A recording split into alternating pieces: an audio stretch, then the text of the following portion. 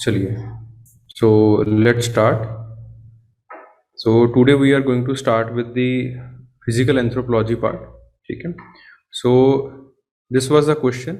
ये आपके पास एक क्वेश्चन आया था that elucidate how Darwin and post-Darwin theories of evolution it has resulted in the development of the synthetic theory of evolution. ठीक है.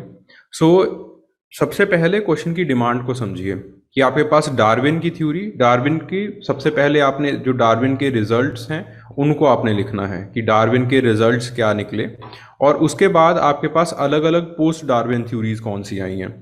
ठीक है. इसमें सबसे जो इम्पोर्टेंट थ्योरी है, बाकी चाहे सारी थ्योरीज भूल जाइए, म्यूटेशन वगैरह सब कुछ भूल जाइएगा, बट आपके पास एक थ्योरी है, that is the theory of Mendel.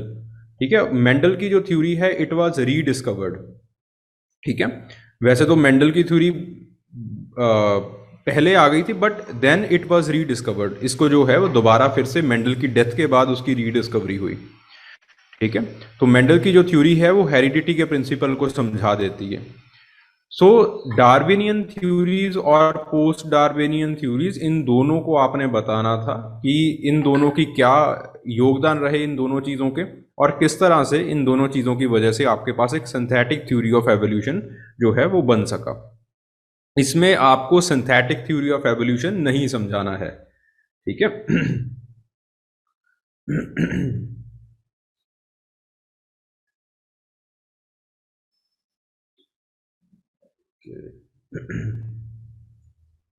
ठीक है.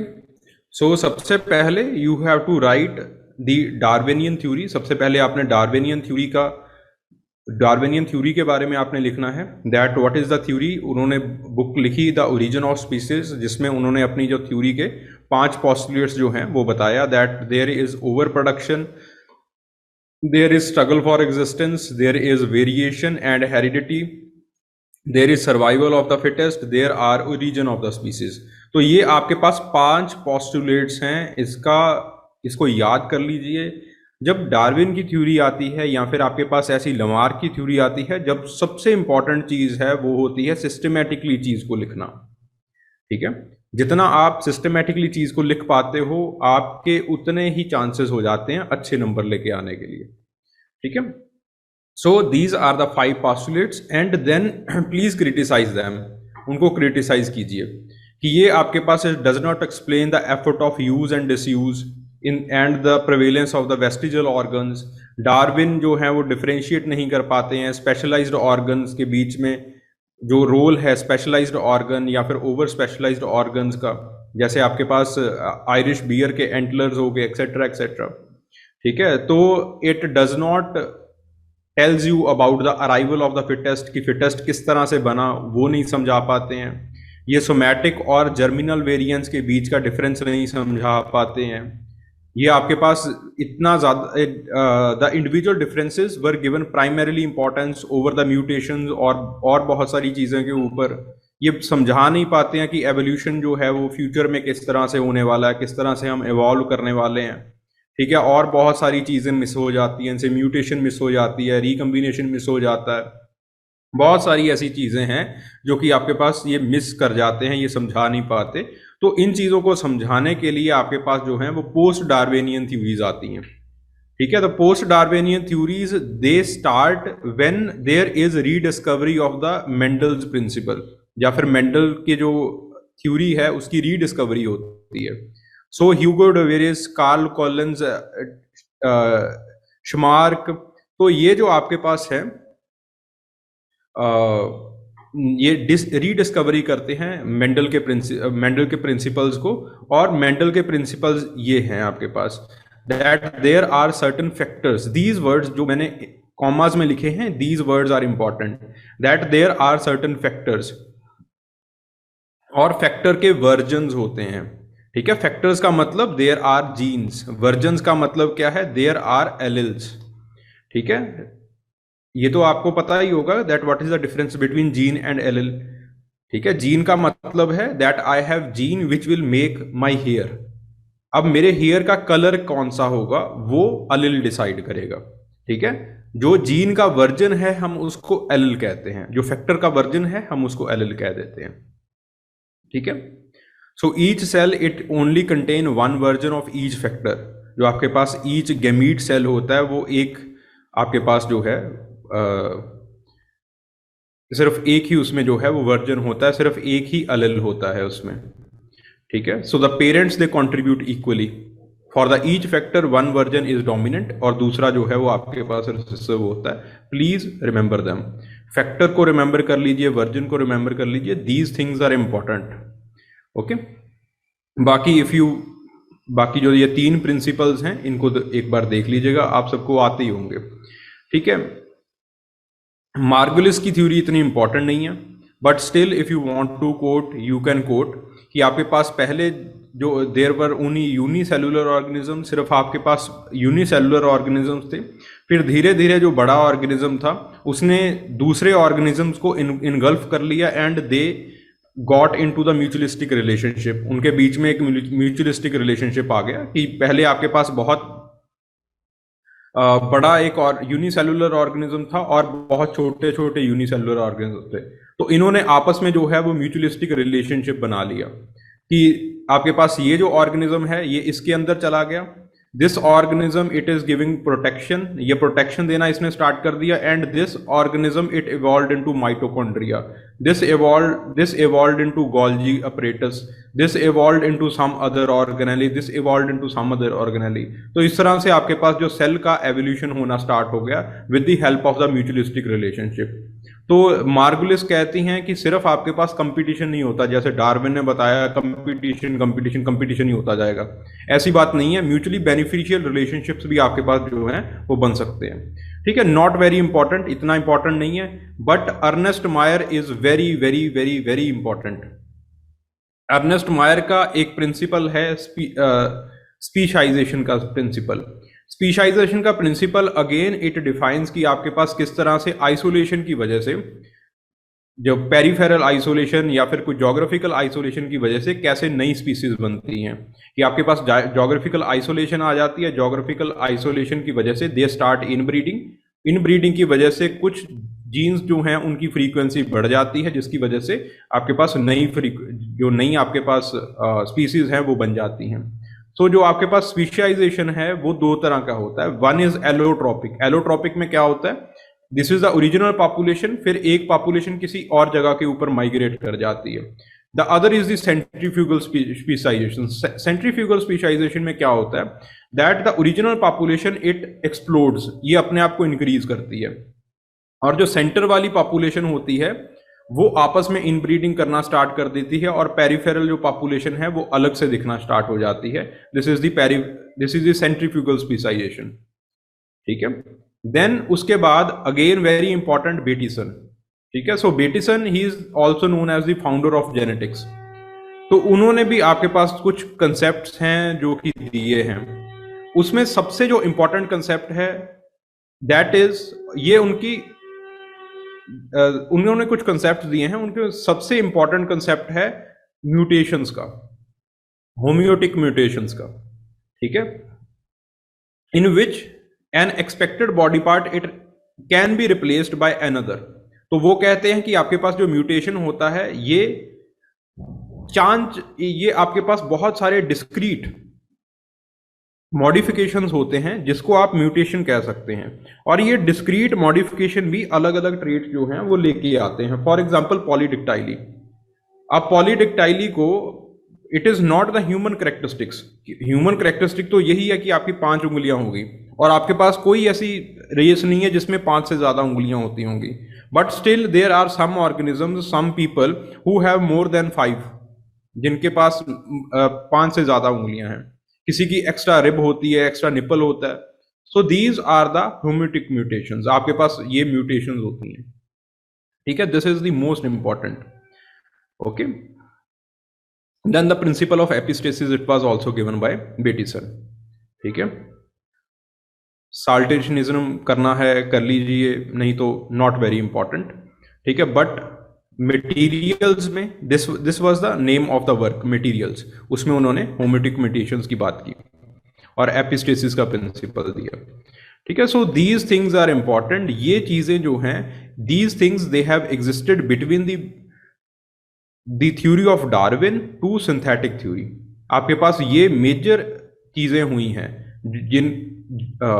जिनकी वजह से आपके पास डार्विनियन थ्योरी से सिंथेटिक थ्योरी ऑफ एवोल्यूशन जो है वो बना है। ठीक है, Margulis not very important, but Ernst Mayr, Bateson and Gregor Mendel, Gregor Mendel जो है वो सबसे ज्यादा इंपॉर्टेंट है। ठीक है, तो ये जो तीन लोग हैं इनको आपने लिखना है और उनके जो मेजर काम है उनको आपने लिख देना है। And hence they made the synthetic theory of evolution. तो उसके साथ जो है वो सिंथेटिक थ्योरी ऑफ एवोल्यूशन बन जाता है, जिसमें ऑर्गेनिक एवोल्यूशन के इन फैक्टर्स को रिस्पॉन्सिबल माना जाता है, इन फैक्टर्स को रिस्पॉन्सिबल ठहराया जाता है एवोल्यूशन के लिए, कि इन फैक्टर्स की वजह से आपके पास जो है वो एवोल्यूशन हो रहा है। ठीक है, getting the point.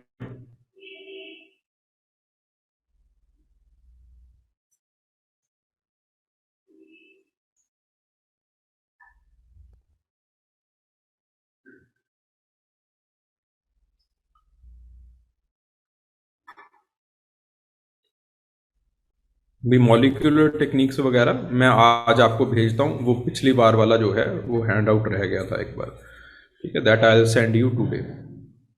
Okay, so the implication of the mutation in evolution. Again, this question it has to be done by two methods. दो तरह से इसको करना है, यानी कि इस क्वेश्चन के दो मेथड्स होंगे। The first is the theoretical, आपके पास जो थ्योरेटिकल अप्रोच है, दूसरी है आपके पास पॉपुलेशन जेनेटिक्स की अप्रोच। ठीक है, पहले हम थ्योरेटिकल अप्रोच को देखते हैं कि आपके पास किस तरह से लोग समझाते हैं कि जो म्यूटेशन है वो आपके पास एवोल्यूशन को इन्फ्लुएंस करता है। Then population genetics it gives the mathematical formula, वो मैथमेटिक्स को यूज करता है टू सब्सटेंशिएट दिस थ्योरी। ठीक है, तो दोनों चीजों को जो है वो आपको लिखना है, पहले थ्योरेटिकल लिखना है, फिर उसके बाद पॉपुलेशन जेनेटिक्स किस तरह से इस चीज को सब्सटेंशिएट कर रहा है उसको समझाना है। ठीक है, चलिए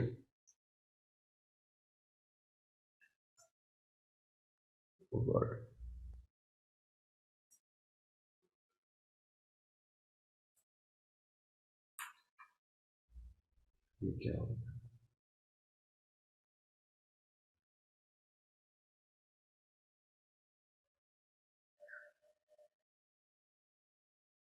ये थोड़ा सा ऊपर नीचे हो गया पेज नंबर।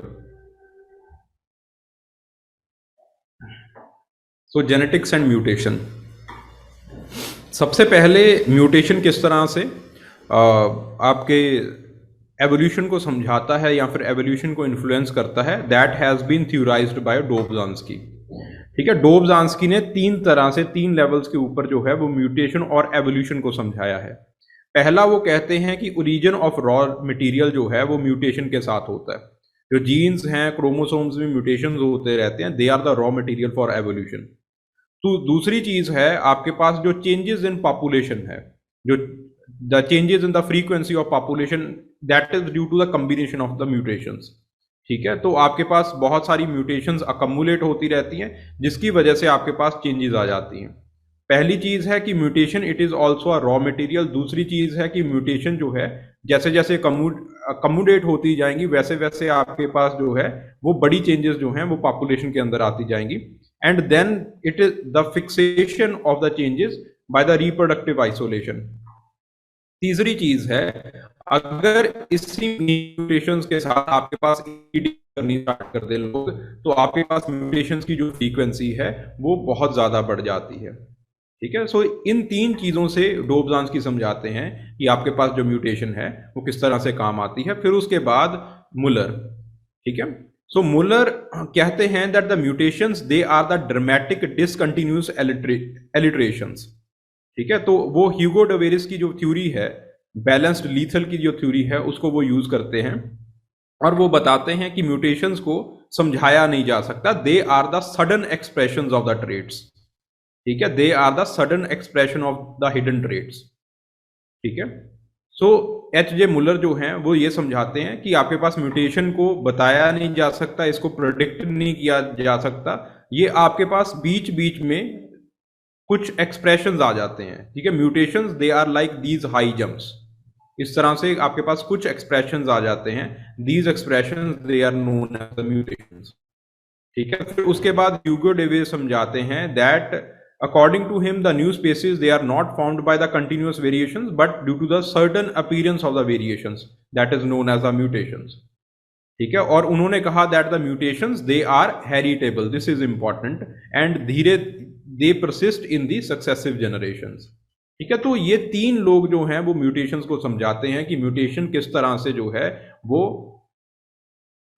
एवोल्यूशन जो है वो लेके आता है। ठीक है, और दूसरा है फिर उसके बाद you have the population genetics. फिर आपके पास जो है वो पॉपुलेशन जेनेटिक्स आता है, ये समझाने के लिए कि जो म्यूटेशन है वो किस तरह से हो रहा है, म्यूटेशन किस तरह से जो फ्रीक्वेंसी है उसको इन्फ्लुएंस करता है।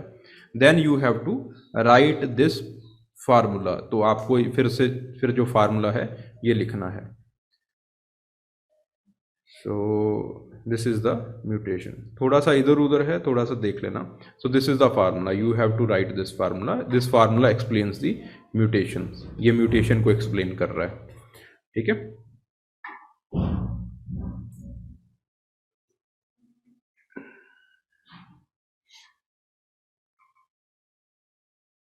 Okay, then explain the biological changes that made human beings capable of making culture. ठीक है भाई, ये तो आप खुद कर लोगे, अगर नहीं तो दिस इज गिवन इन दी भास्मे की किताब में भी दिया है। आई होप कि आप सबको ये पता ही होगा that there is enlargement of brain का इनलार्जमेंट होना स्टार्ट हो गया, आपके पास अपोजेबल थंब हो गया, ठीक है, बाइपेडलिज्म हो गया। ये सारी चीज़ें जो हैं वो आपको सिस्टमेटिकली लिखनी है कि पहले आपके पास जो है वो बाइपेडलिज्म आया, बाइपेडलिज्म आने की वजह से आपके पास जो है आपके हैंड जो हैं वो फ्री हो गए। So professor Lovejoy he has the provisioning theory है उनकी, वो कहते हैं कि आपके पास टूल बाइपेडलिज्म और डेंजर की वजह से आपने टूल्स बनाने स्टार्ट कर दिए। ठीक है, वो टूल्स बनाने के जो प्रेशर है उसके अंदर you have two kind of things, आपके पास जो आपका जो थंब है इट गॉट अपोजेबल, आपका थंब जो है वो अपोजेबल हो गया, जिसकी वजह से you can make new tools, you created the revolution technology. ये सारी चीज़ें लिखनी हैं आपको। अपोजेबल थंब की वजह से आपके पास revolution technology, pressure flaking technique, these techniques you are able to use. ठीक है, कलेक्टोनियन टेक्नोलॉजी, ये सारी चीज़ें जो हैं वो आपके अपोजेबल थंब की वजह से जो हैं वो होनी स्टार्ट हो गई। Many new tools like flakes, blades, burins, hand axes, they were formed because of your opposable thumb. And along with this you have the enlarged brain, आपके पास एसिफलाइजेशन, enlargement brain का जो है वो enlargement हुआ, you have the enlarged brain। जब आपका brain जो है वो enlarge हो गया तो इसके साथ क्या हुआ, आपकी जो कॉग्निटिव एबिलिटीज हैं, लार्ज ब्रेन के साथ साथ अगर आप वेंकीज एरिया या फिर आप उन चीज़ों के बारे में लिखना चाहते हैं दैट इज़ योर चॉइस। ठीक है, आपकी जो कॉग्निटिव एबिलिटीज़ हैं it got more and more, वो आप ज़्यादा एबल हो गए। ठीक है, तो कॉग्निटिव एबिलिटीज़ की वजह से यू स्टार्टेड माइग्रेशंस, आपने जो है वो माइग्रेशंस करनी स्टार्ट कर दी, you started migrating into Europe, क्योंकि होमो हैबिलिस में ये माना जाता है कि कॉग्निटिव एबिलिटीज़ जो थी वो डेवलप हो गई थी। ठीक है, कॉग्निटिव एबिलिटीज का मतलब है थ्योरी ऑफ माइंड का डेवलप होना। थ्योरी ऑफ माइंड का मतलब है कि आप किस तरह से सोच रहे हैं, मैं भी उस चीज को फील कर सकूं, आपके जूतों में अपने पाँव जो हैं वो रख के देख सकूं, उसको हम कहते हैं the theory of mind. It is an excellent cognitive ability in the human beings.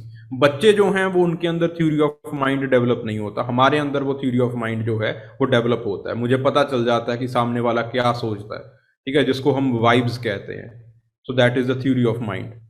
ठीक है, सो आपके पास कॉग्निटिव एबिलिटीज वो डेवलप हो गई, थ्योरी ऑफ माइंड डेवलप होगी। कॉग्निटिव एबिलिटीज के डेवलपमेंट के कारण आपने जो है वो माइग्रेशन करना स्टार्ट कर दिया, बिकॉज माइग्रेशन के लिए भी you have to find out कि कहाँ पे आपको तंबू गाड़ना होगा, कहाँ पे आपको रात बितानी होगी। ठीक है, देयर यू विल असेस कि जो आपके पास प्रीडेटर है वो कहाँ कहाँ से आ सकता है।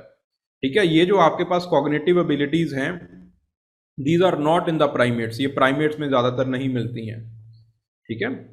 तो बाकी बंदरों वगैरह में नहीं मिलती हैं, that is why they are not able to migrate, क्योंकि आपने नई नई जगह के ऊपर गए तो आपको देखना पड़ेगा कि किस वैली के ऊपर मैं जो है वो कैंपिंग कर सकता हूँ, एक्सेट्रा एक्सेट्रा, ठीक है। So due to this the migration started, due to migration many new things like clothing etcetera it started, ठीक है। आपके पास जो क्लोथिंग है वो स्टार्ट हो गई। एनलार्जमेंट ऑफ ब्रेन के साथ एक और चीज हुई, कॉग्निटिव एबिलिटीज की डेवलपमेंट के साथ आपके पास जो है the language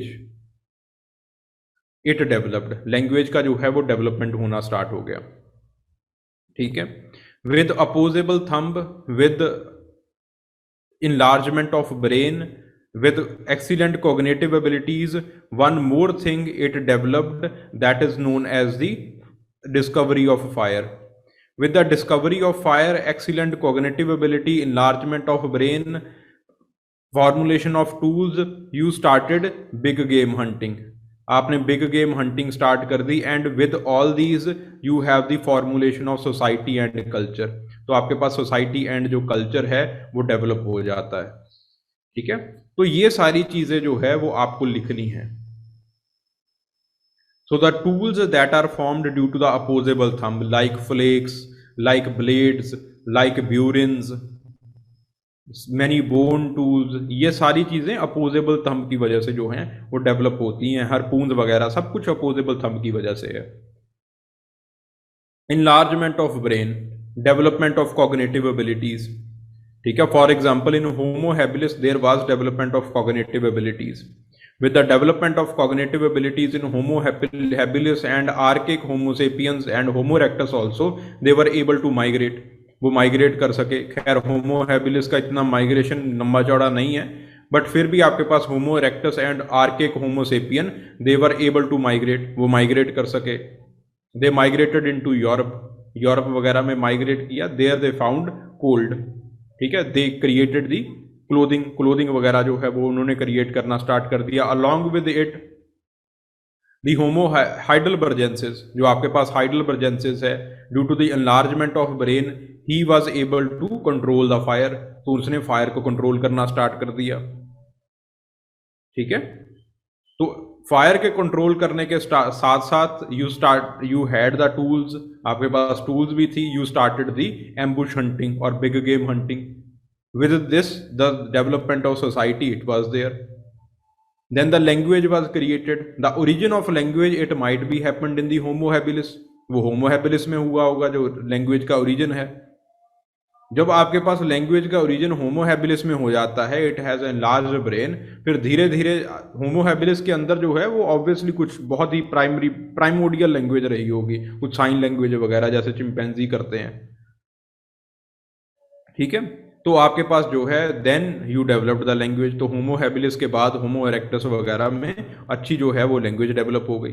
with all these things you have the perfect formulation of the cultural traits, तो आपके पास बाकी कल्चरल ट्रेट्स, जो बाकी सोसाइटल ट्रेट्स हैं, वो सारी चीज़ें आपके पास आनी स्टार्ट हो गई।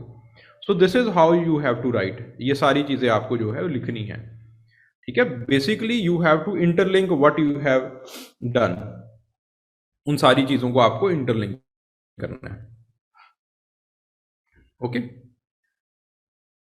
Then elucidate the biological and the cultural factors in the human evolution, वही सिमिलर बात। Elucidate the biological and the cultural factors in the human evolution, again ditto question. Critically examine the Darwin's theory of evolution in understanding the evolution.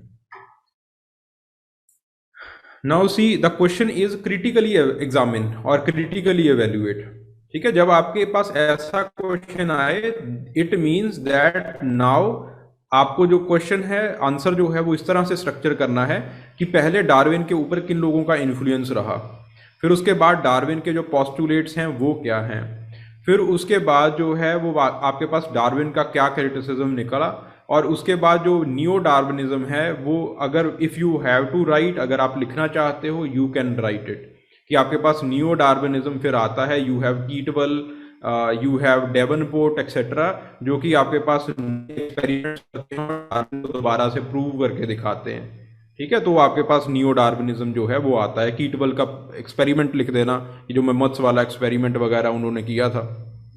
ठीक है, so this is the neo Darwinism if you want to write. Okay, तो ये सारी चीजें जो हैं वो आपको लिखनी है।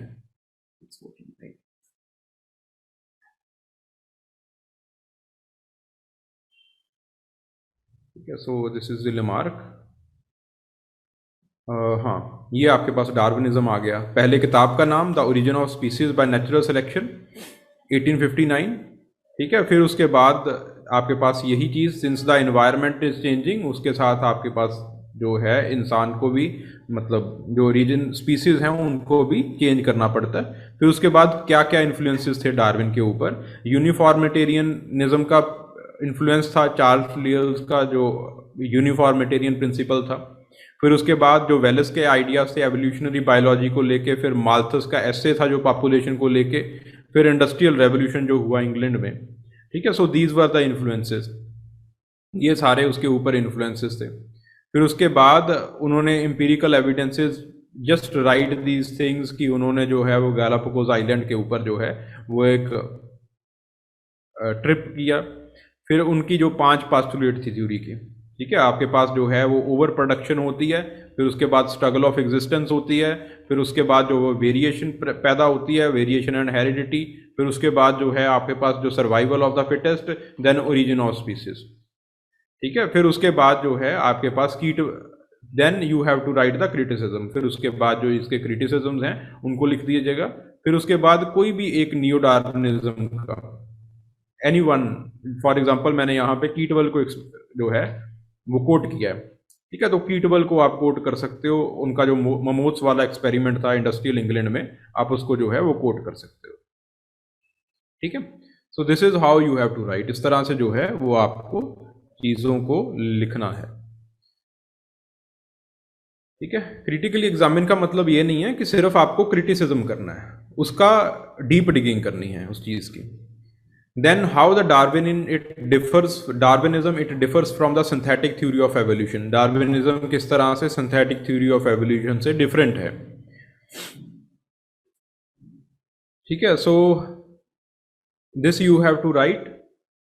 Basically डार्विन के बहुत सारे क्रिटिसिज्म है कि डार्विन ये नहीं समझा पाते हैं कि अराइवल ऑफ द फिटेस्ट किस तरह से होता है। डार्विन नेचुरल सिलेक्शन के ऊपर बहुत ज़्यादा जोर देते हैं। ठीक है, तो आपके पास these are some of the criticisms. तो आपके पास these criticisms they are basically जो सिंथेटिक थ्योरी ऑफ एवोल्यूशन है वो इन क्रिटिसिज्म्स को कवर करने की कोशिश करती है। ठीक है, सो डार्विनिज्म ने बहुत सारे, basically you have how Darwin के 5 पॉस्टुलेट्स लिखने हैं, फिर उसके बाद डार्विन के क्रिटिसिज्म्स को ज़्यादा जो है वो स्पेस देनी है कि आपके पास अराइवल ऑफ द फिटेस्ट ये नहीं समझा पाती, ये नहीं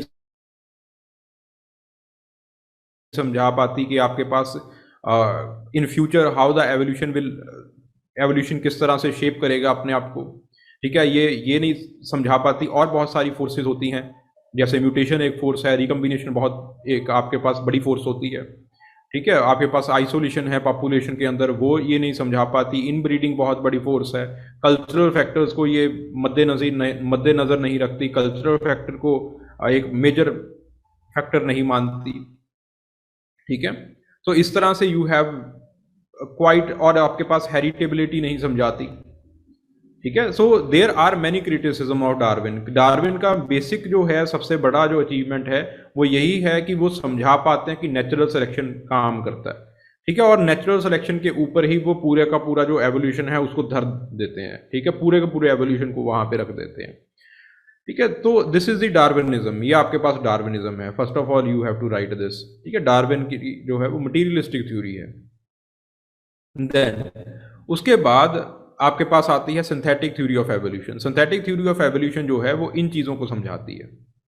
फिर आपके पास सिंथेटिक थ्योरी ऑफ एवोल्यूशन के भी क्रिटिसिज्म है। जो सबसे मेन क्रिटिसिज्म है वो ये है कि रिकम्बिनेशन को, जो कि हर जीव के अंदर रिकम्बिनेशन हो रहा है, उसको तो वो पीछे रखते हैं, लेकिन म्यूटेशन को सबसे आगे रख देते हैं। म्यूटेशन के ऊपर ज़्यादा फोकस है सिंथेटिक थ्योरी ऑफ एवोल्यूशन का।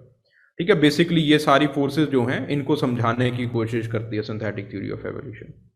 ठीक है, तो सिंथेटिक थ्योरी ऑफ एवोल्यूशन देखते हैं एक बार।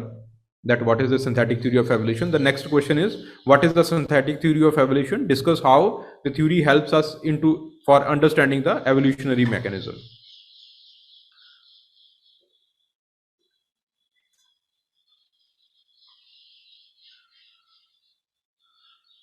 या थोड़ा सा जो है वो ड्यूरिंग द PDF मेकिंग थोड़ा सा दिक्कत आ गया, तो प्लीज़ ट्राई टू एडजस्ट, इसको थोड़ा सा एडजस्ट करने की कोशिश कीजिएगा, ठीक है। So this is the synthetic theory of evolution.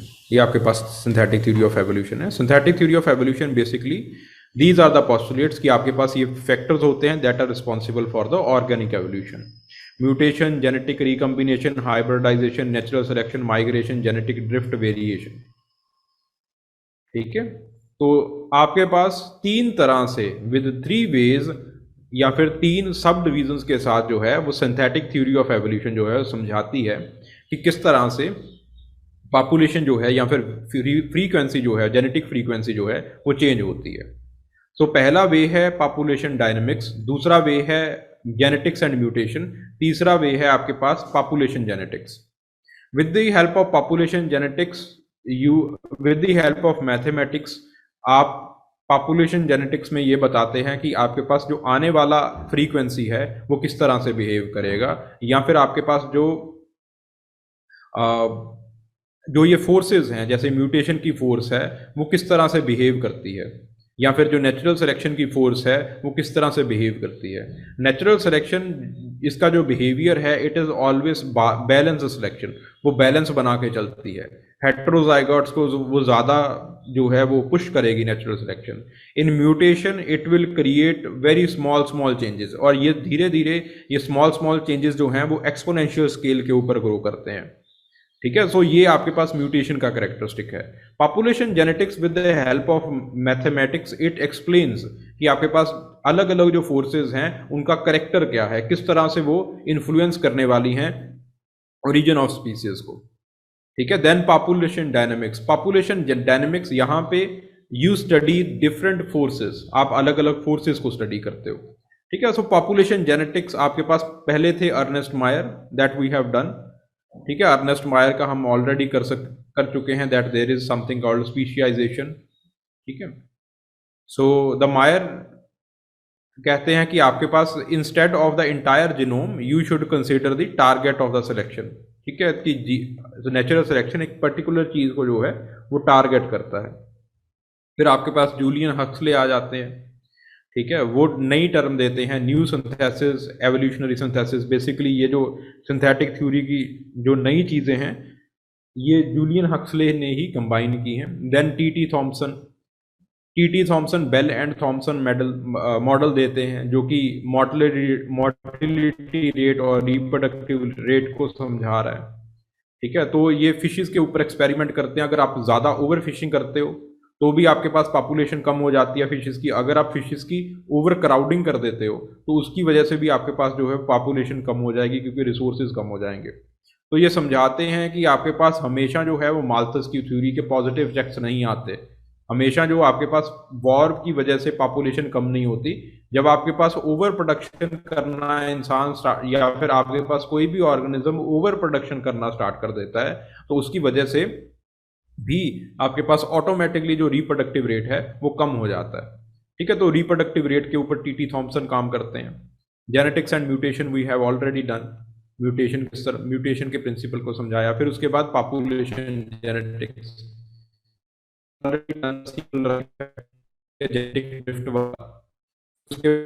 these are the criticism, ये आपके पास क्रिटिसिज्म आ गए। ये भी हमने बाकियों के बारे में भी पढ़ रखा है, GH Hardy, Weinberg, Sewall Wright, ठीक है। So this is the synthetic theory of evolution. दूसरा सवाल था then criticisms, please read those criticisms, ठीक है। इन क्रिटिसिज्म्स को एक बार पढ़ लीजिएगा, ठीक है। म्यूटेशन माइग्रेशन का जो रोल है इट इज़ वेरी अनसर्टन, ये आप नहीं देख सकते लेकिन माइग्रेशन को इसमें लिखा गया है। इस तरह की आपके पास क्रिटिसिज्म है। और आपके पास जो सबसे बड़ा क्रिटिसिज्म है वो ये है कि म्यूटेशन के ऊपर ज़्यादा जोर दिया गया है। म्यूटेशन जिसको आप प्रॉपरली प्रिडिक्ट भी नहीं कर सकते कि अगला म्यूटेशन कहाँ पे होने वाला है, कैसे होने वाला है। ठीक है, फिर अगला जो क्वेश्चन था इट वाज कि किस तरह से जो सिंथेटिक थ्योरी है वो एवोल्यूशन लेके आती है। इसको आपको किस तरह से लिखना है, that synthetic theory it explains following forces, in forces को एक्सप्लेन करती है। ठीक है, आपके पास म्यूटेशन होता है, जेनेटिक रिकम्बिनेशन होता है, हाइब्रिडाइजेशन होता है, नेचुरल सिलेक्शन होता है। ओके, इन फोर्सेस को जो है वो एक्सप्लेन करती है सिंथेटिक थ्योरी ऑफ एवोल्यूशन, कि इनकी वजह से आपके पास जो है जो नई स्पीसीज हैं, जो एवोल्यूशन है वो हो रहा है। And along with this you have some population genetics in which G.H. Hardy he proves कि अगर ये कोई भी फोर्स नहीं होती then there will be an equilibrium that will be maintained, एक equilibrium जो है वो maintained होगा। ठीक है, हार्डी वाइनबर्ग जो है वो इस चीज़ को एक्सप्लेन करते हैं। देन सीवल राइट डोबजांस्की वो बाकी जो फोर्सेस हैं उनको देते हैं। ठीक है, बाकी फोर्सेस को वो समझाते हैं कि बाकी फोर्सेस जो हैं वो किस तरह से काम कर रही हैं। ठीक है, so this is how you have to explain the synthetic theory of evolution, किस तरह से एवोल्यूशन को समझाता है। बेसिकली उसमें जो है वो ये फोर्सेस को आपने प्रॉपरली लिखना है और आपने जो है वो G.H. हार्डी एंड वाइनबर्ग को लिखना है, क्योंकि G.H. हार्डी एंड वाइनबर्ग इस चीज़ को एक्सप्लेन कर पाते हैं कि किस तरह से आपके पास जो अगर कोई भी फोर्स ना हो then the equilibrium it will be maintained. This is very very important, कि ऐसे ही आपके पास जो है वो नेचुरल सिलेक्शन वगैरह ऐसे ही कोई चीज़ काम नहीं करती। ठीक है, अगर कोई चीज़ भी काम नहीं करेगी तो जैसी आज की पॉपुलेशन है कल की पॉपुलेशन भी वैसी ही रहेगी। So there are certain forces, आपके पास कुछ फोर्सेस होती हैं, सिर्फ नेचुरल सिलेक्शन एक फोर्स नहीं होती। ठीक है, फिर उसके बाद आपके पास डोबजांस्की आते हैं। डोबजांस्की बताते हैं that there is the mutation. Mutation 3 levels के ऊपर काम करती है, वो तीनों लेवल्स लिखने हैं आपको। ठीक है, and then you have the certain other like Sewall Wright आते हैं। सीवल राइट इफेक्ट देते हैं कि आपके पास अगर आइसोलेशन हो जाए या कोई जेनेटिक ड्रिफ्ट हो जाए, जेनेटिक ड्रिफ्ट की वजह से इनब्रीडिंग हो तो इनब्रीडिंग की वजह से भी आपके पास जो है वो एक नई स्पीसीज का फॉर्मुलेशन जो है वो हो सकता है। ठीक है, तो आपके पास इन 3 लोगों को लिखना जो है वो इस चीज़ में बहुत इंपॉर्टेंट है, क्योंकि ये 3 लोगों का जो कंट्रीब्यूशन है समझाने के लिए कि एवोल्यूशन किस तरह से हो रहा है सिंथेटिक थ्योरी के थ्रू, वो बहुत बड़ा है। पहले है G.H. हार्डी, दूसरे हैं आपके पास डोबजांस्की जो कि म्यूटेशन को समझा रहे हैं कि म्यूटेशन किस तरह से हो रहा है।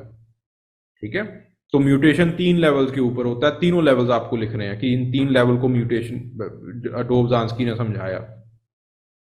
ठीक है, और फिर आपके पास है सीवल राइट। सीवल राइट जो है वो आपके पास जेनेटिक ड्रिफ्ट का कंसेप्ट देते हैं और उसके बाद समझाते हैं कि इन ब्रीडिंग अगर हो तो इन ब्रीडिंग के चलते किस तरह से सम होमोजाइगोट्स जो हैं वो आपके पास बढ़ जाते हैं और कुछ ट्रेट्स जो हैं वो आपके अंदर बढ़ जाते हैं, जिसकी वजह से there might be the origin of new species. तो आपके पास इंसान जानबूझ के भी नई स्पीसीज को क्रिएट कर सकता है। ठीक है, सो देन दीज आपके पास जो हाइब्रिडाइजेशन है, ये सारे जो फैक्टर्स हैं यू हैव टू राइट, और आपके पास आप यू कैन कंक्लूड कि इन फोर्सेस की वजह से, इन फोर्सेस के सहारे से आपके पास नई जो चीज़ें हैं वो हो रही हैं। Then criticism. ठीक है, क्रिटिसिज्म आपके पास यही है कि आपके पास म्यूटेशंस को म्यूटेशंस को बहुत बड़ा पहलू दिया है, and the theory is not even about the mutations, how it provide the new material. New material provide करती है ये तो उन्होंने बता दिया, बट आपके पास जो है म्यूटेशन के ऊपर जो है वो ज़्यादातर डिपेंड करते हैं। साइटोप्लाज्मिक इनहेरिटेंस को इन्होंने बिल्कुल इग्नोर कर दिया है। ठीक है, जो आपके पास साइटोप्लाज्मिक इनहेरिटेंस का मतलब क्या है, जो माइटोकॉन्ड्रिया वगैरह का इनहेरिटेंस, माइटोकॉन्ड्रियल डीएनए का इनहेरिटेंस होता है, उसके अंदर भी म्यूटेशन होते हैं। उन चीज़ों को ये समझा नहीं पाते हैं। ठीक है, सो इन चीज़ों को जो है वो आपको लिखना है। अगेन थोड़ी सी मेरी स्पीड जो है वो ज़्यादा रहेगी, because I am assuming that you all would have done this chapter. इस चैप्टर को आप लोग पढ़ चुके हो गए। ठीक है, अगर फिर भी कोई चीज़ समझ में ना आए तो आप प्लीज़ पूछ लीजिएगा। ठीक है, बीच में मैसेज कर सकते हो। ठीक है, बीच में अनम्यूट भी कर सकते हो अपने आप को। ठीक है, तो पूछ लीजिएगा बीच में। Then the next question, it is the synthetic theory of evolution क्या है। देन द ऑर्गेनिक एवोल्यूशन क्या चीज है, उसके एवोल्यूशन के एविडेंसेस क्या है।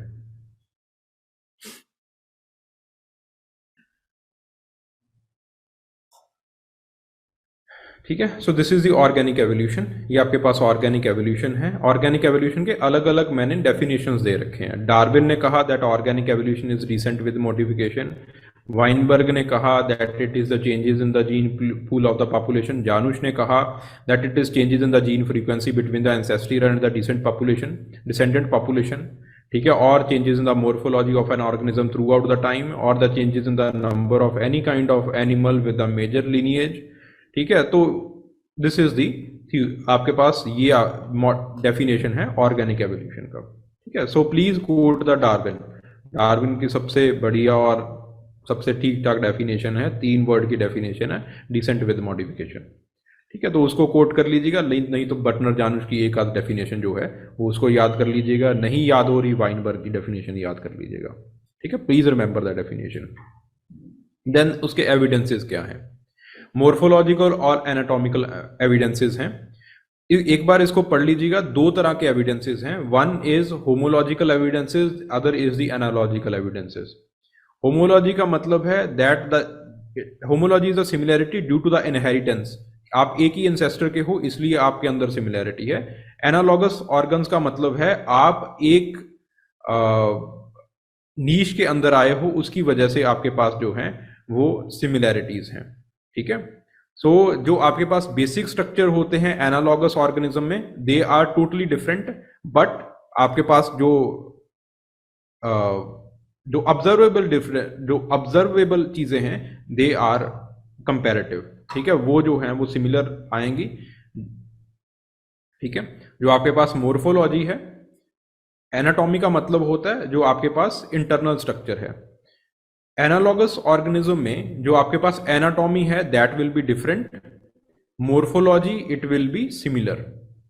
ठीक है, होमोलॉगस और जहां पे होमोलॉजी आ जाएगा वहां पे आपके पास anatomy it will be similar, और आपके पास जो मोर्फोलॉजी है it will be certain difference, वहां पे आपके पास जो है वो डिफरेंस आ जाएगा।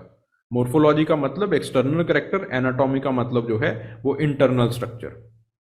ठीक है, सो आपके पास 2 तरह की कंपैरेटिव एनाटॉमी यूज की जाती है, 2 तरह से इसको कंपेयर किया जाता है with the help of the homology and analogy. And homology and analogy they are present in your environment, ये इन चीजों को देखा गया है।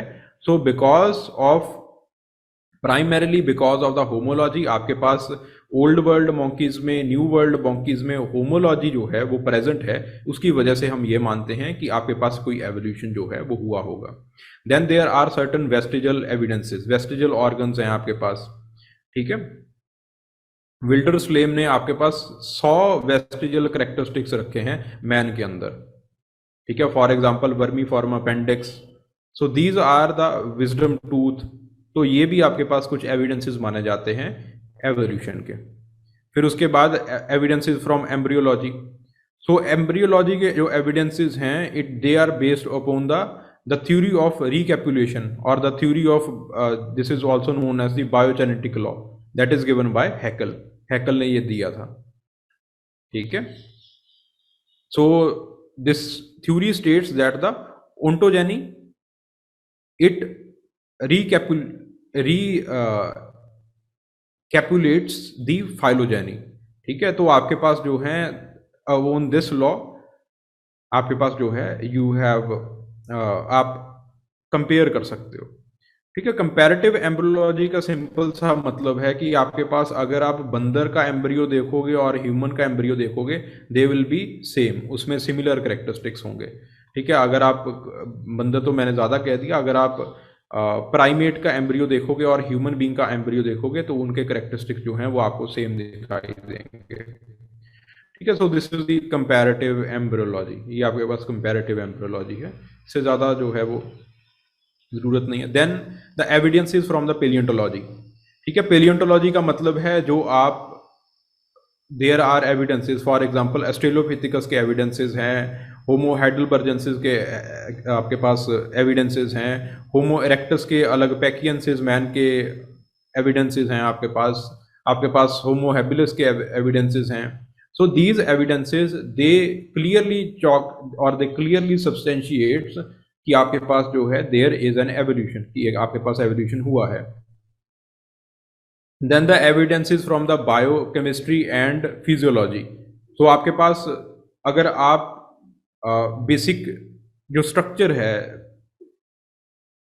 ऑफ द आप बायोकेमिकल्स या फिर कंपोजिशन, बायोकेमिकल कंपोजिशन अगर आप ऑर्गेनिज्म की कंपेयर करो, the biochemical composition of humans and the biochemical composition of the chimpanzee, it will B quite similar. तो आपको जो है वो दोनों के बीच में सिमिलैरिटीज दिखाई देंगी.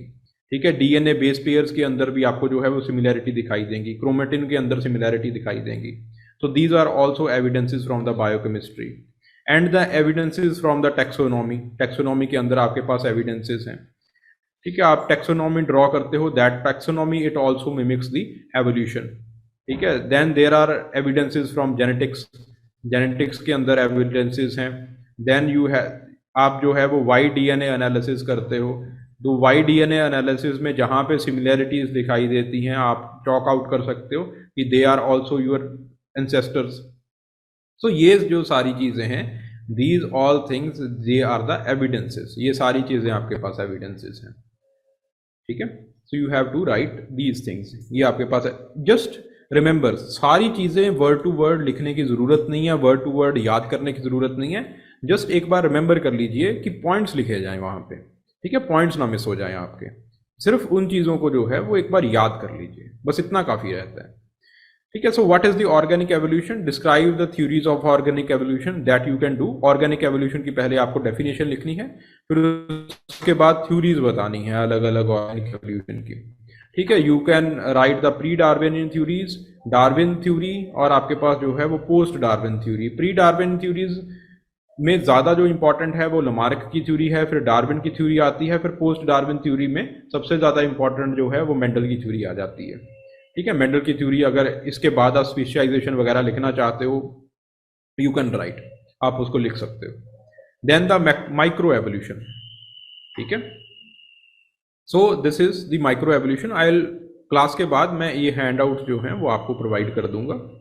So micro and macro evolution, the question can be asked from this. इसके ऊपर जो है वो सवाल पूछा जा सकता है, माइक्रो और मैक्रो एवोल्यूशन. मैक्रो एवोल्यूशन का मतलब होता है कि okay, so evolution which results in the production of the new adaptive types or the processes of the population fragmentation.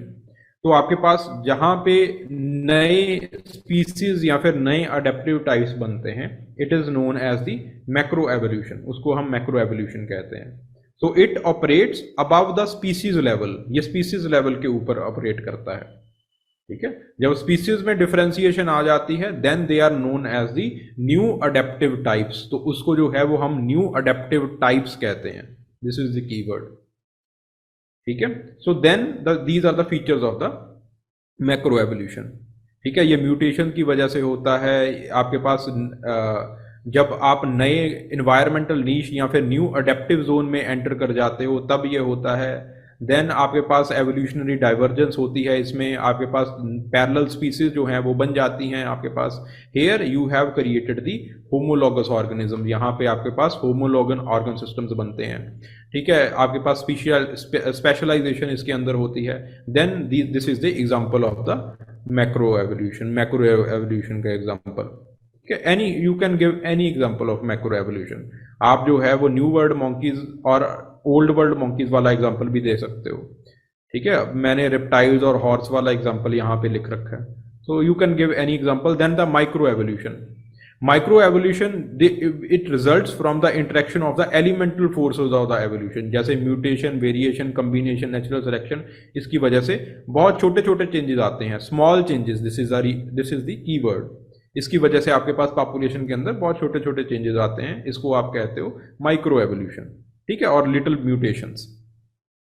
ठीक है, एज डिस्क्राइब्ड बाय गोल्डस्मिथ. सो आपके पास जीन्स के अंदर म्यूटेशन होता है and this is the example of the macro evolution, ये आपके पास जो है वो एग्जाम्पल है मैक्रो एवोल्यूशन का। सी अल्चिन्स के अंदर मैक्रो एवोल्यूशन का एग्जाम्पल दिया है, you can give any other example, ठीक है। सिप्रीफेरा ब्रैंकीपॉड में दिया है मैंने एक example, so you can give any example, आप किसी भी एक एग्जाम्पल को जो है वो कोट कर सकते हो, ठीक है।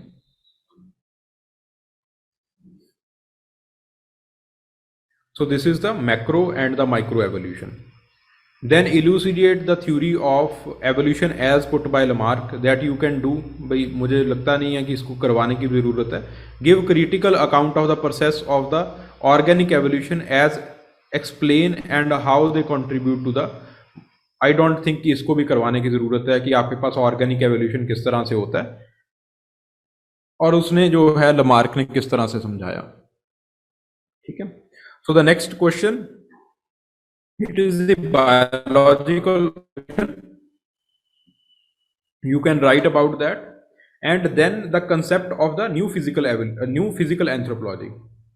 ठीक है, so this is the new physical anthropology. ये आपके पास new physical anthropology है, ठीक है।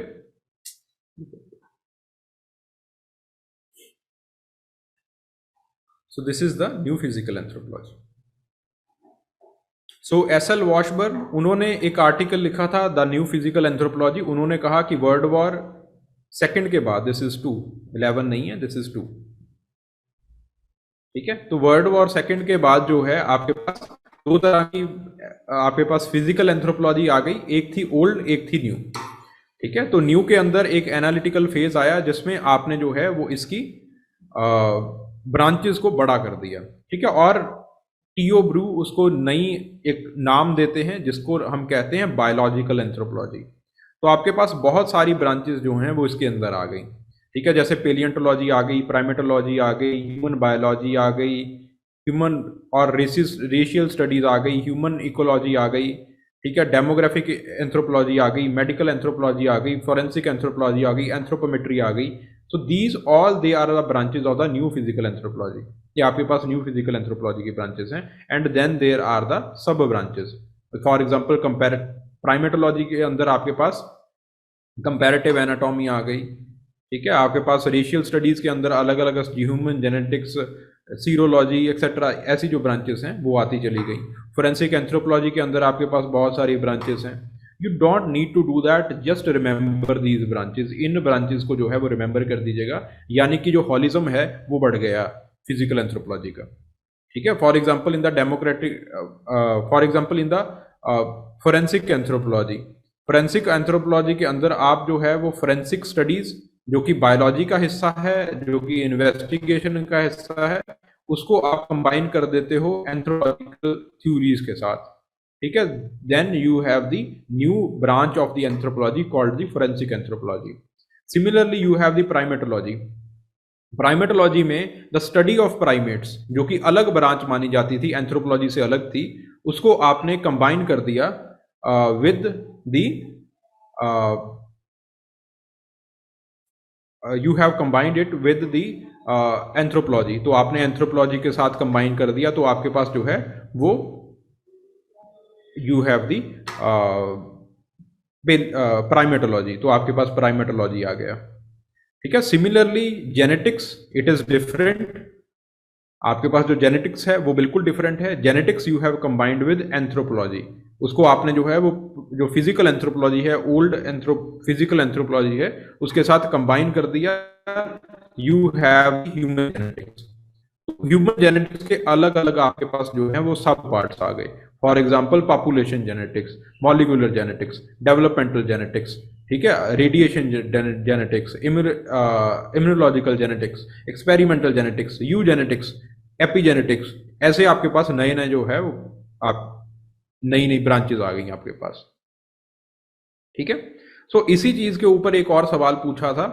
द क्वेश्चन वाज कि कैसे आप अलग अलग चीजों को मिला सकते हो और नई जो ब्रांचेस हैं वो एंथ्रोपोलॉजी के अंदर क्रिएट हो सकती हैं। So that was the similar question, ठीक है। तो इस तरह से एनालिसिस होना स्टार्ट हो गया, जिसके कारण कि आपके पास जो है वो न्यू एंथ्रोपोलॉजी जो है वो आ गई। फिर उसके बाद रिसर्च मेथोडोलॉजी, पहला है ये एनालिटिकल है, दूसरा है वो एक्सप्लेन करती है that why and how these things have happened. Thirdly it's try to build the theory, ठीक है, और एक्सपेरिमेंटली उस चीज को वेरीफाई करने की कोशिश करती है। Finally it is a multi disciplinary approach that I have demonstrated, अभी मैंने डिमॉन्स्ट्रेट किया कि जेनेटिक्स को किस तरह से फिजिकल एंथ्रोपोलॉजी के साथ आपने मिला दिया और नई नई ब्रांचेस उसकी निकल आई। पॉपुलेशन जेनेटिक्स आ गई, तो जेनेटिकल एंथ्रोपोलॉजी आ गई जिसकी नई नई ब्रांचेस हैं, पॉपुलेशन जेनेटिक्स है, सो एंड सो फोर्थ, ठीक है। सो उन चीज़ों को आपको लिखना है। Then the applications, applications aeronautical industry में यूज़ कर सकते हो, ये कहानियां हैं, you can just read it. Manufacturing industry में यूज़ कर सकते हो, सेफ कार्स का प्रोडक्शन कर सकते हो, ऑक्सीजन कैसे सप्लाई करनी है स्पेस में, डीएनए फिंगरप्रिंटिंग कैसे करनी है, जो भी आपके सिलेबस में चीज़ें हैं, काउंसलिंग कैसे करनी है, एक्सेट्रा एक्सेट्रा, वो सारी चीज़ें इसमें आप जो है वो लिख सकते हो, ठीक है। So this is the new physical anthropology, ये आपके पास न्यू फिजिकल एंथ्रोपोलॉजी है, ठीक है। सो सवाल जो हैं वो इससे पूछे जाते हैं। Then we will come towards the next chapter. अगला चैप्टर है आपके पास primatology, new physical anthropology. Primatology में again the questions they are asked on the themes के ऊपर जो है वो सवाल पूछे जाते हैं। और जो सबसे बड़ा थीम है जो प्राइमेटोलॉजी में पूछा जाता है दैट इज, अगर कोई थीम छूट जाए तो भाई बता देना, ठीक है। प्रीवियस ईयर क्वेश्चन को एनालाइज कीजिएगा और उस थीम को मुझे बता देना कि ये चीज छूट गई, ठीक है। तो I will cover it in the next class. पहली जो थीम है वो ये है कि primate behaviour. This theme primate behaviour it has been asked in many forms, अलग अलग फॉर्म से इसको पूछा जाता है। जैसे फॉर एग्जाम्पल पिछली बार क्वेश्चन पूछा गया जेन गुडल के ऊपर सवाल पूछा गया, ठीक है। इमानजी के ऊपर सवाल पूछा जा सकता है, ठीक है। तो he was also contemporary of Jane Goodall. Imanishi ने भी जो है वो बॉम्बे के ऊपर काम किया था और ज्यादातर काम जो है वो इमानजी का जापान में रहता है, ठीक है। तो प्राइमेट बिहेवियर के ऊपर जो है वो अलग अलग तरह से सवाल पूछा जाता है। जेन गुडल के ऊपर सवाल पूछा जा सकता है, इमानजी के ऊपर सवाल पूछा जा सकता है। ये सवाल पूछा जा सकता है कि क्या कल्चर सिर्फ ह्यूमंस के पास है, किसी और के पास कल्चर नहीं है, ठीक है। या फिर ये भी सवाल पूछा जा सकता है कि प्राइमेट्स के अंदर धीरे धीरे कल्चर डेवलप हो रहा है, या फिर प्राइमेट जो है वो डेवलपमेंट्री फेज के अंदर है, कल्चरल डेवलपमेंट्री फेज के अंदर है। या फिर ये सवाल पूछा जा सकता है कि primates they have proto culture, तो उनके अंदर जो है वो प्रोटो कल्चर है, ठीक है। तो इस तरह से अलग अलग सवाल पूछा जा सकता है। ये सवाल पूछा जा सकता है कि प्राइमेट्स के अंदर लर्निंग एबिलिटी है। तो these kind of things they can be asked. So basic question is that is culture unique to human beings, यही बेसिक सवाल है आपका, ठीक है।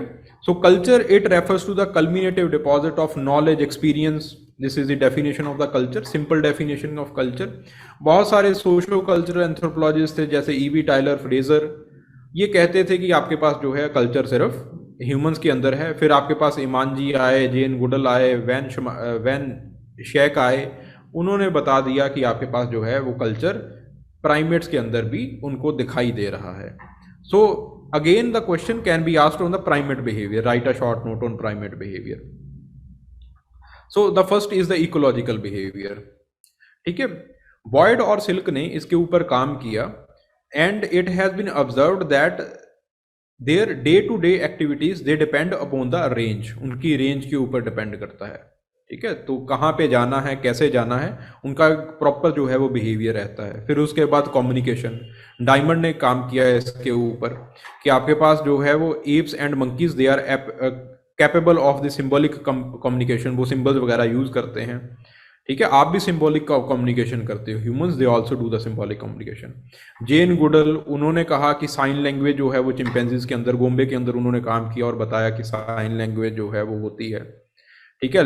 देयर लैंग्वेज इट इंक्लूड्स, ये भी जेन गुडल का काम है, sound, visual messages, all factory signals, touching, grooming, ये सारी चीजें जो हैं वो आपके पास इनके बिहेवियर में आती है।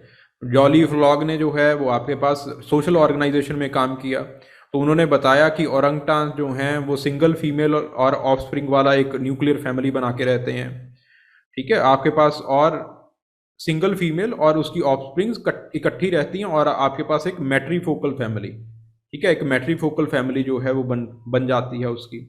देन गिबॉन्स के अंदर काम किया that you have the monogamous groups, की आपके पास मोनोगैमस ग्रुप्स उस गिबॉन्स के अंदर होते हैं।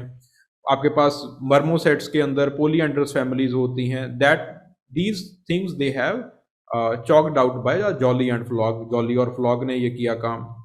फिर उसके बाद उनकी फूड हैबिट्स के ऊपर जेन गुडल ने काम किया तांजानिया के अंदर। तो उनकी चिंपैंजीज की जो फूड हैबिट्स थी कि उनके भी आपके पास जैसे आपके अंदर होता है कि आप ये फूड खाते हो, you have certain food preferences, तो वैसे ही आपके पास जो थी मान हाले के अंदर जेन गुडल ने देखा कि उनकी भी फूड प्रेफरेंसेस हैं। टूल मेकिंग, जेन गुडल ने आपके पास जो है वो चिंपैंजीज के ऊपर काम किया, ठीक है। तो ट्विग्स, वो ट्विग्स लेते हैं और टर्माइट्स को एक्सट्रैक्ट करते हैं, ठीक है। लीव्स को च्यू करने के लिए they have certain tools etcetera etcetera. Then Kinji Imanishi, इनका काम है, इन्होंने ब्रीडिंग सीजन्स को देखा जापानीज मंकीज के अंदर, ठीक है। दे फाउंड दी मैट्रीलिनियल रेजिडेंस, कि आपके पास माँ के पास किस तरह से जो है वो बेटियों का रेजिडेंस रहता है, ठीक है। फॉर एग्जाम्पल आपके पास स्पाइडर मंकी के अंदर जो फीमेल है वो यहाँ पे, सबसे बड़ी फीमेल यहाँ पे रह रही है, तो उसके बगल में आपके पास उसकी बेटियों के घर होंगे, ठीक है। Then there is the dominance hierarchy वहाँ पे परवेलेंस रहती है। एंड सबसे जो इंपॉर्टेंट है वो स्वीट पोटैटो एक्सपेरिमेंट है जो इमानजी ने किया, ठीक है। अगर आप रिवर वाटर में स्वीट पोटैटो तो आप सबको जानते ही होंगे, ठीक है। स्वीट पोटैटो उन्होंने देखा कि आपके पास जो है वो जो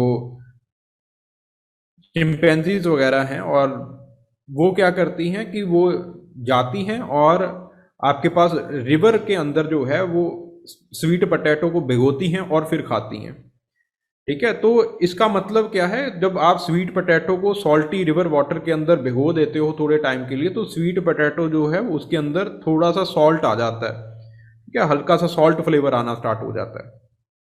सो they have their taste preference, उनका टेस्ट प्रेफरेंस है। तो टेस्ट प्रेफरेंस का मतलब क्या है कि उनके अंदर जो है वो कल्चर का फॉर्मुलेशन है। तो नई चीज़ें वो बनाते हैं, नई चीज़ें वो एक्सपेरिमेंट करते हैं और उन चीज़ों को एक्सपेरिमेंट को ट्रांसफॉर्म करते हैं, आगे भेजते हैं, वो चीज़ें सामने वाला भी मॉडिफाई करता है, ठीक है। तो कल्चर का ये एक पहलू जो है वो इमरजेंस ट्रांसमिशन मॉडिफिकेशन, वो आपके पास इमानजी ने दिखाया, ठीक है। सो इमानजी बताते हैं कि अगर कहीं और भी उनको डिसएलोकेट कर दिया जाए चिंपैंजीज वगैरह को किसी और जगह के ऊपर डिसएलोकेट कर दिया जाए, तो इसका मतलब ये नहीं है कि स्वीट पोटैटो को वो ऐसे ही खा जाएंगे। तो वो देखेंगे कि साथ वाला जल स्रोत कहाँ पे है, सॉल्टी वाटर कहाँ पे है, तो वो सॉल्टी वाटर के पास जाएंगे। तो वो चीज़ों को मॉडिफाई भी कर सकती हैं, ऐसा नहीं है कि सिर्फ नकलची बंदर हैं वो, ठीक है। तो वो चीज़ों को मॉडिफाई भी कर सकती हैं। They have certain test preference, तो वो टेस्ट प्रेफरेंस के लिए कुछ करती हैं, एक्सपेरिमेंट कर सकती हैं। सो नई चीज़ों का इमरजेंस होता है, वो ट्रांसफॉर्म करती हैं और वो मॉडिफाई भी करती हैं। सो इस तरह से वो बताते हैं that you have the well developed, एक आपके पास नॉट वेल डेवलप्ड कल्चर, आपके पास कल्चरल ट्रेड्स हैं प्राइमेट्स के, but many paleontologist they call it as a proto culture. Humans जितनी बड़ी कल्चर नहीं है, ठीक है, बट आपके पास कल्चर है उनके अंदर, ओके। एक आपके पास ये थीम है, this is the first theme जहां से सवाल पूछे जाते हैं और लगातार आपके पास सवाल पूछे जाते हैं। या तो ये पूछ लिया जाएगा कल्चर ह्यूमंस के यूनिक है, तो भाई साहब वो बता दीजिए, प्राइमेट का बिहेवियर कैसा है वो बता दीजिए। तो इस तरह से जो सवाल हैं उनको पूछा जाता है,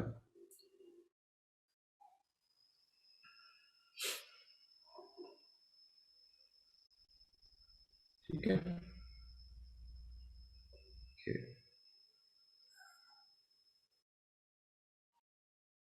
the next question, is man a primate, ठीक है।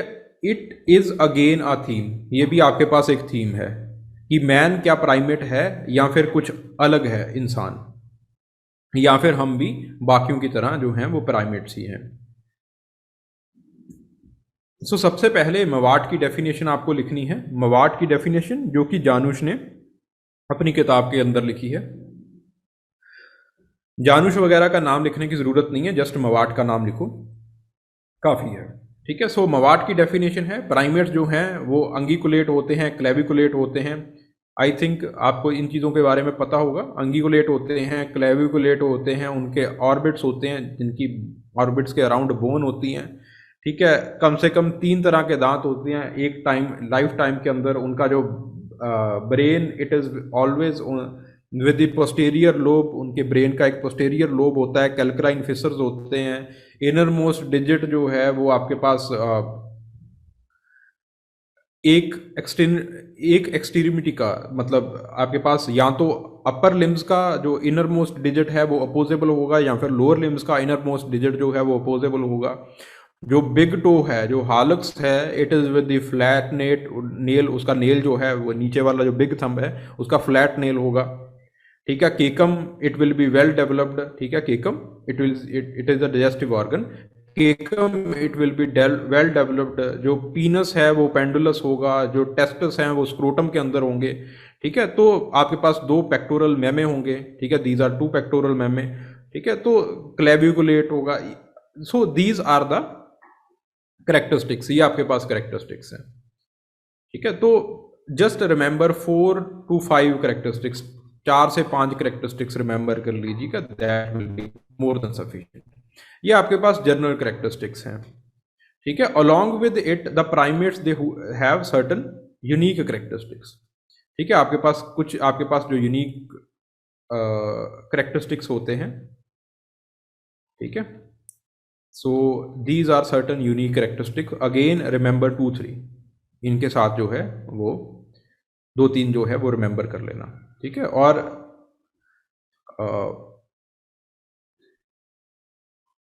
ठीक है, सो जो आपके पास ह्यूमन प्राइमेट्स है, along with this human, this should be human primate.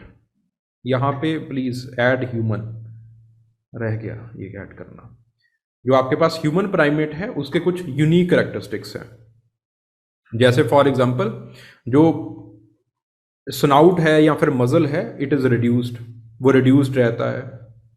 ठीक है, तो आपके पास जो ह्यूमन प्राइमेट्स हैं, they are more dependent upon their noses and eyes.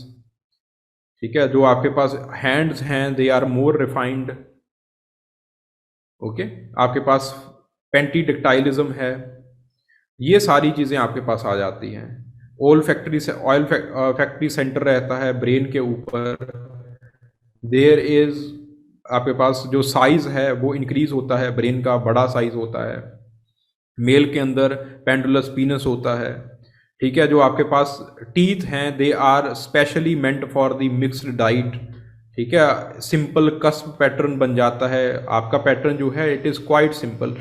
बाकी प्राइमेट्स में बहुत आपके पास कम्प्लेक्स है। आप you have proper sexual cycles, ovulation periods होता है। ठीक है, जस्ट रिमेंबर दिस, जो है वो आपको स्पेसिफिकेशन में जाने की ज़रूरत नहीं है। So female they have tendency to bear only 1 baby at multiple babies जो हैं दे आर वेरी रेयर। सिर्फ आपके पास एक बेबी का जन्म होता है। जेस्टेशन पीरियड जो है वो बड़ा होता है ह्यूमंस के अंदर बाकियों से।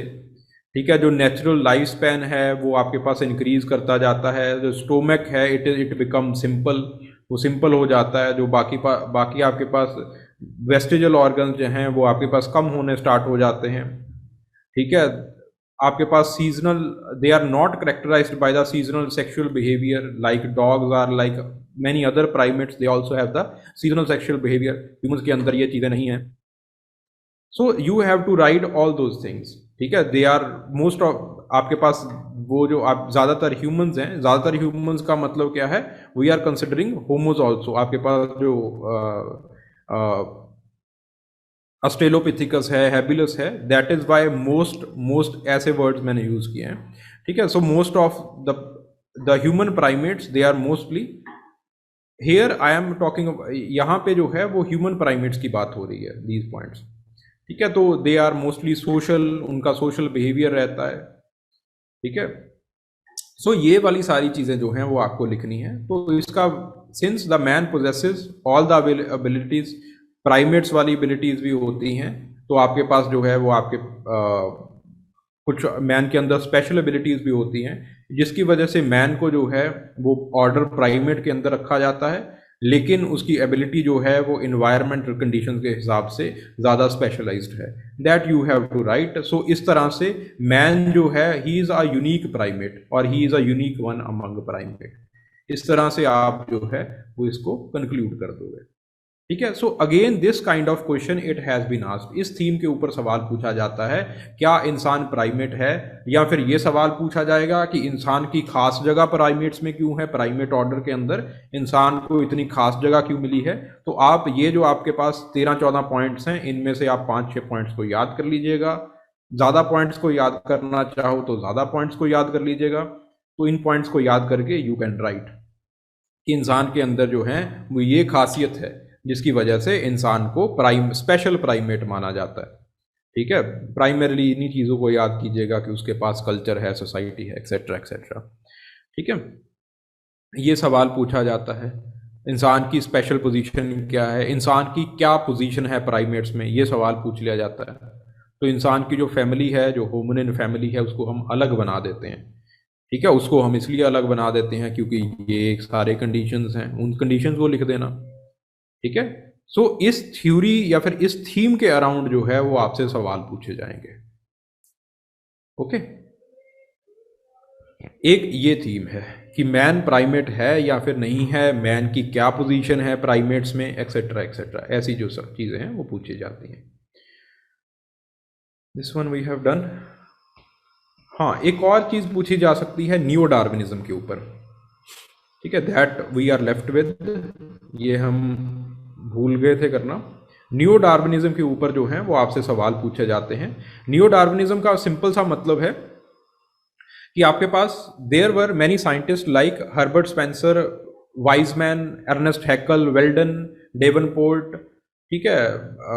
तो ऐसे बहुत सारे आपके पास थे, लोग थे, बहुत सारे साइंटिस्ट थे जिन्होंने कि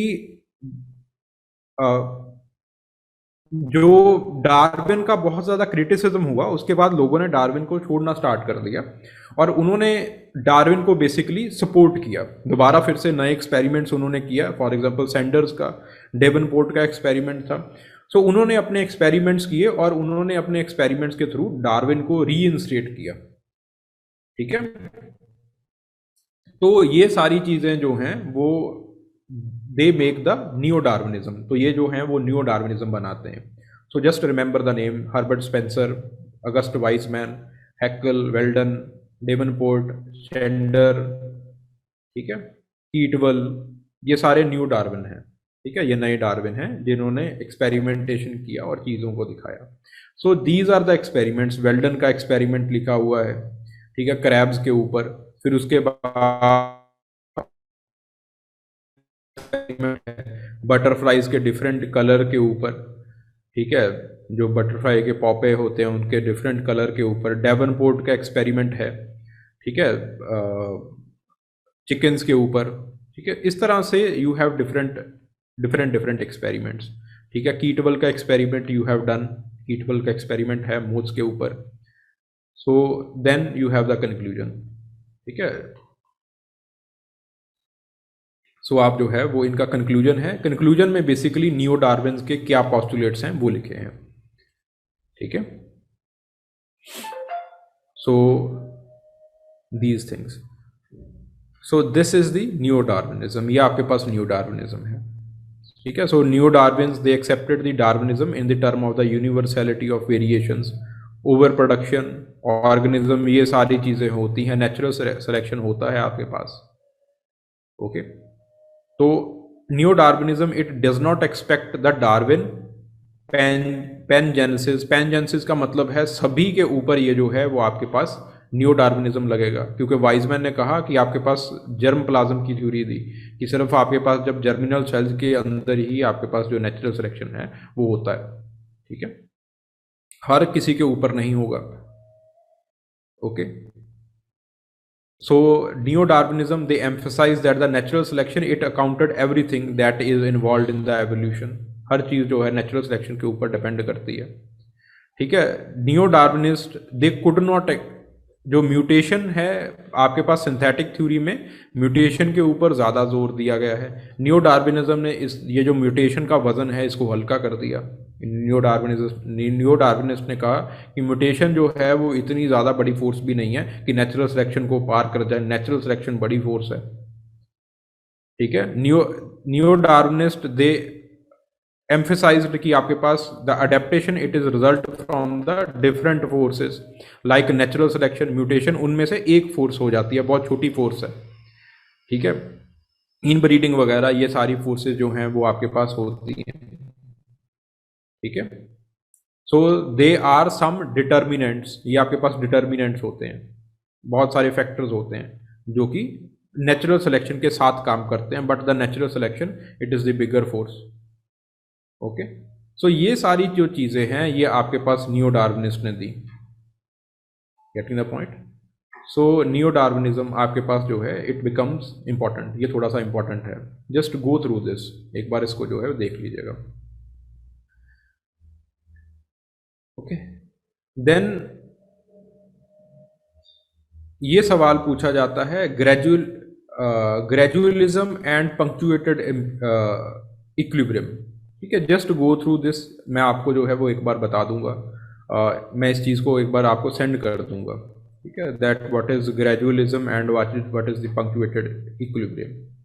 ग्रेजुअलिज्म का मतलब है कि आपके पास जो ग्रेजुअली लगातार कंटिन्यूसली जो है वो आपके पास एवोल्यूशन होता रहता है। पंक्चुएटेड इक्विलिब्रियम का मतलब है कि आपके पास एवोल्यूशन हुआ, फिर रुक गया, फिर आपके पास एकदम से होगा, फिर रुक जाएगा, फिर एकदम से होगा। तो ए काफ़ी टाइम यहाँ पे बैठा रहेगा, फिर आपके पास ए के अंदर एकदम से आपके पास there will be some change in environment और सम काइंड ऑफ म्यूटेशन। तो आपके पास इस तरह से एक एवोल्यूशन होगा, इट विल इवॉल्व, देन फिर से रुक जाएगा, फिर से एवोल्यूशन होगा। ठीक है, ग्रेजुअलिज्म वो कहता है that the change it is slow, constant, consistent. इस तरह से आपके पास जो हैं वो आप जो नए ट्रेड्स हैं वो बनते हैं। ठीक है, तो आपके पास पंक्चुएटेड इक्विलिब्रियम जो है वो आपके पास एक नई थ्योरी है, वो कहता है कि आपके पास जो है वो एकदम से एवोल्यूशन होता है, फिर काफ़ी टाइम के लिए जो चीज़ें हैं वो इक्विलिब्रियम में रहती हैं, फिर आपके पास बहुत टाइम बाद जो है वो आपके पास एक चेंज आएगी, देन आपके पास इक्विलिब्रियम मेंटेन रहेगा। ठीक है, that is known as the punctuated equilibrium, उसको हम पंक्चुएटेड इक्विलिब्रियम कहते हैं। ठीक है, ऑन द म्यूटेशन थ्योरी ये चीज़ है आपके पास, म्यूटेशन की थ्योरी के ऊपर जो डिपेंड करता है that is the punctuated equilibrium. ठीक है, mutation it becomes the keyword here. और आपके पास जो ग्रेजुअलिज्म है it is on the natural selection, वो नेचुरल सिलेक्शन के प्रिंसिपल के ऊपर बेस्ड है। ठीक है, so these things are important. तो एक बार इसको देख लीजिएगा आप, this is very simple but a short note can be asked, इसके ऊपर एक शॉर्ट नोट जो है वो पूछा जा सकता है। ठीक है, सो द नेक्स्ट थीम, अगली जो थीम है वो है आपके पास एवोल्यूशन इन प्राइमेट्स, प्राइमेट्स के अंदर एवोल्यूशन किस तरह से होता है। ठीक है, that we will do in the next class, ये हम अगली क्लास में करेंगे, क्योंकि अगली क्लास का टाइम हो गया, मुझे भी नहीं पता चला टाइम कब हो गया। ठीक है, so that will deal in the next class. If you have any doubt please ask, अगर आपके पास कोई डाउट है तो भाई पूछ लो।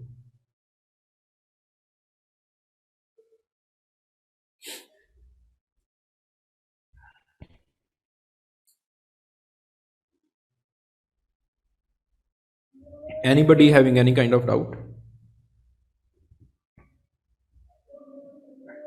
ठीक है, I will send you these documents, मैं ये डॉक्यूमेंट्स आपको सेंड कर देता हूँ और इन चीज़ों को एक बार रीड कर लीजिएगा और आपके पास जो एवोल्यूशन इन प्राइमेट्स है उसको एक बार देख लीजिएगा। ठीक है, खास करके इस डॉक्यूमेंट को, एवोल्यूशन इन प्राइमेट्स। ठीक है, इसमें मैंने अलग अलग प्राइमेट्स लिख रखे हैं कि आपके पास सीनोजोइक प्राइमेट्स कौन से हैं, ईओसीन प्राइमेट्स कौन से हैं। ठीक है, तो उनके जो फिजिकल फीचर्स हैं वो मैंने लिखे हैं।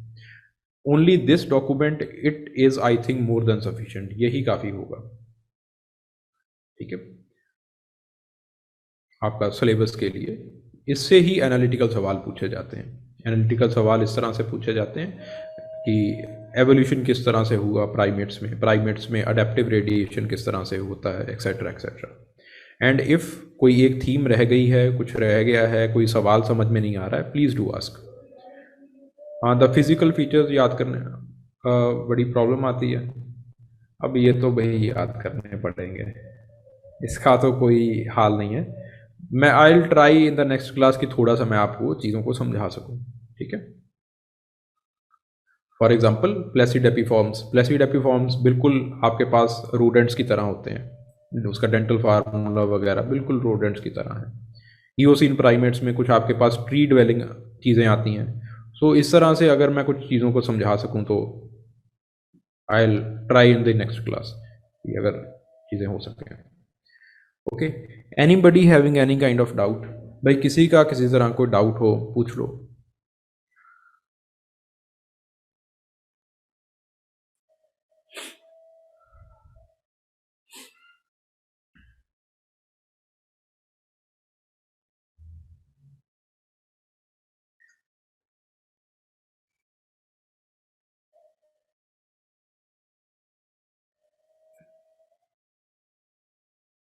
ओके, चलिए, so thank you very much.